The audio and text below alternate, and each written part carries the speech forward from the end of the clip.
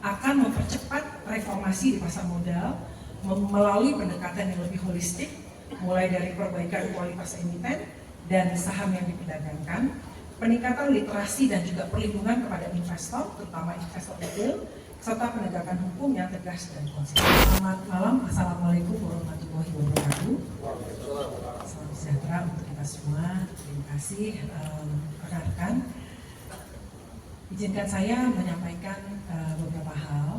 Yang pertama, sebagaimana teman-teman media ketahui, bahwa kemarin 3 anggota Dewan Komisioner OJK mengundurkan diri, yaitu Pak Mahendra Siregar sebagai Ketua Dewan Komisioner, Pak Mirsa Aditya sebagai Wakil Ketua, dan juga Pak Inarno Jayadi sebagai Kepala Eksekutif Pengawas Pasar Modal, Derivatif dan Karbon telah mengundurkan diri.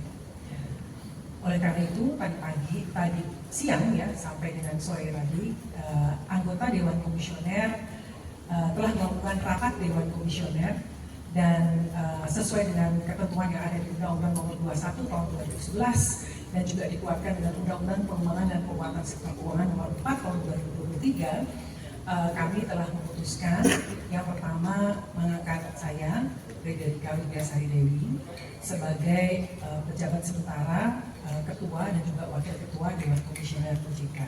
Sementara tugas kami sebagai Kepala Eksekutif Pengawas Perilaku Pelaku Usaha Jasa Keuangan Edukasi dan Perlindungan Konsumen juga tetap kami emban.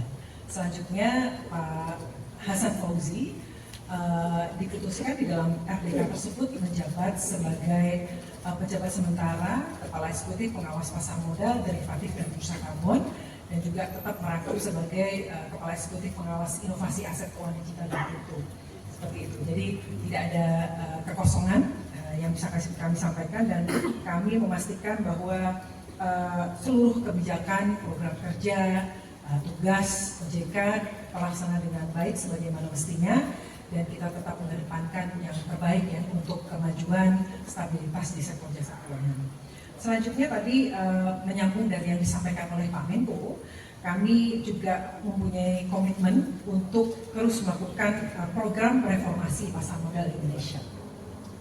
Dengan mencermati gejolak pasar yang teman-teman media juga amati beberapa waktu ini, dan juga concern dari berbagai pihak, kami OJK bersinergi dengan pemerintah dan juga seluruh stakeholder terkait akan mempercepat reformasi di pasar modal melalui pendekatan yang lebih holistik, mulai dari perbaikan kualitas emiten dan saham yang diperdagangkan, peningkatan literasi dan juga perlindungan kepada investor, terutama investor retail, serta penegakan hukum yang tegas dan konsisten.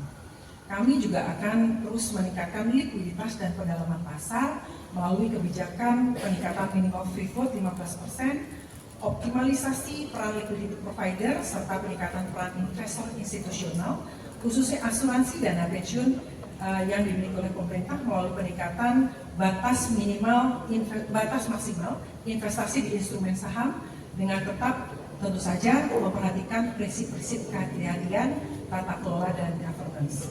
Selain itu, aktivitas bank umum juga akan diperluas di pasar modal melalui revisi undang-undang PPSK.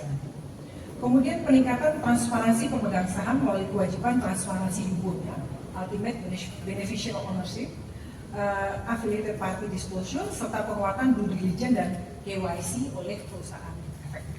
Kemudian penguatan pengawasan dan penegakan hukum dengan segera memulai penyelidikan goreng-menggoreng saham atau memanipulasi pasar tadi yang disampaikan oleh Pak Menko secara masif, kemudian set the tone dalam penanganan kasus besar dengan penegakan hukum yang memberikan efek jera, serta penguatan pengawasan market conduct termasuk kepada para influencer. Kemudian penguatan governance dan mengurangi konflik kepentingan, diantaranya melalui demutualisasi bursa yang akan mengubah struktur kelembagaan dan perluasan kepemilikan, serta diikuti reformasi governance proses dan structure di self-regulatory organization, yaitu di bursa, KEPRI, dan KESRI. Selanjutnya terakhir, kami juga menyampaikan komitmen OJK untuk terus bersama-sama ya kita memberikan bersama-sama menjaga pertumbuhan ekonomi, meningkatkan pertumbuhan ekonomi dan mendukung program prioritas pemerintah. Beberapa yang bisa kami sampaikan, yang pertama, perbankan terus menyediakan pembiayaan program pembangunan termasuk Koperasi Desa Merah Putih, di mana telah disalurkan pembiayaan sebesar Rp148,6 triliun sampai dengan Desember 2025. Kemudian dalam rangka memberikan kemudahan bagi masyarakat dan pelaku usaha di wilayah bencana, kami telah menetapkan kebijakan pemberian pelakuan khusus atas kredit pembiayaan kepada debitur yang terkena dampak bencana di Aceh, Sumatera Utara, Sumatera Barat, berlaku selama 3 tahun sejak 10 Desember 2025. Kemudian OJK juga terus mendorong penyaluran kredit pembiayaan untuk program NDD, termasuk melalui securities crowdfunding, serta program penjaminan khusus kepada petani UMKM dan pengembangan produk asuransi parametrik. Dapat kami sampaikan bahwa angkanya per Desember 2025 sebesar 1,17 triliun penyaluran kredit sudah disalurkan. Kemudian melengkapi kebijakan relaksasi terhadap pembiayaan sektor perumahan, kami juga terus mendorong bank, perusahaan pembiayaan, perusahaan Medal Futura, BP Tapera, SMF, dan PLM untuk terus memperluas pembiayaan KPR bagi masyarakat berpenghasilan rendah. Dan terakhir, untuk meningkatkan kemudahan akses kredit pembiayaan kepada UMKM yang telah diatur melalui ketentuan OJK yang mengatur skema pembiayaan khusus bagi UMKM dan petani.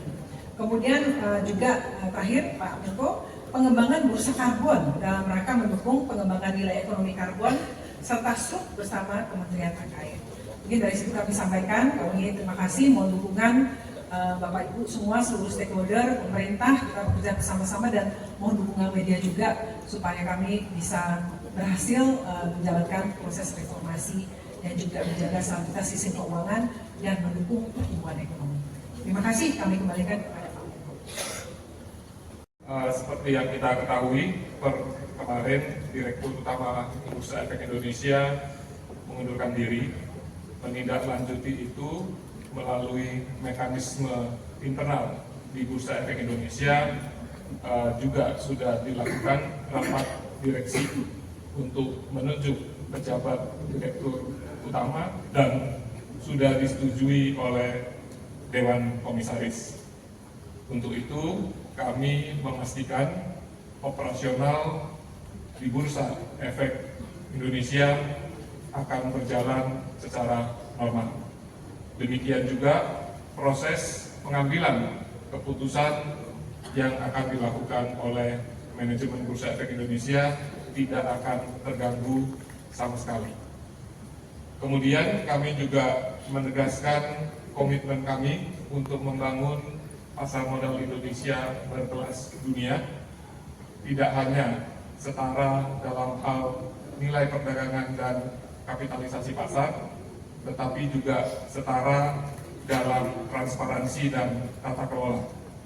Oleh karena itu, kami akan terus meningkatkan transparansi dan tata kelola di Bursa Efek Indonesia. Kami juga mencermati perkembangan terakhir, apa yang diharapkan oleh indeks provider global. Kami sudah berkomunikasi dengan beberapa indeks provider global dan kami sudah menampung apa yang diharapkan dan semua itu akan kami deliver dalam waktu secepat mungkin untuk memberikan kenyamanan dan perlindungan kepada seluruh investor, baik investor global maupun investor domestik kita. Untuk itu, terima kasih untuk dukungannya Pak Menko, Bapak Ibu semua, untuk dukungan yang luar biasa kepada kami untuk menjalankan mandat kami untuk menyelenggarakan perdagangan yang teratur, wajar, dan efisien di Bursa Efek Indonesia. Terima kasih. Saya kembalikan ke Pak Menko.